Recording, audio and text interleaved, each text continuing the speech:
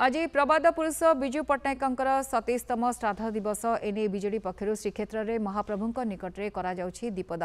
दीपदान सह डाक्तरखाना छक निकट थिबा विजु बाबू प्रतिमूर्ति में माल्यार्पण करा बीजेडी पक्षर एक विशाल शोभा शोभायात्रा राज्यसभा सांसद सुभाषिष खुंटिया समेत पुरी बीजेडी लोकसभा प्रार्थी अरूप पट्टनायक और विधानसभा प्रार्थी सुनील महांती शताधिक कर्मी जोग देइथिले। आमर जो विजु बाबू जहाँ ना दल छेड़ाई जी मोर गोटे पर्सनल लेवल कह गले बापा छोट बड़ू अति अति सांग अति सहपाठी थे मन पड़ जा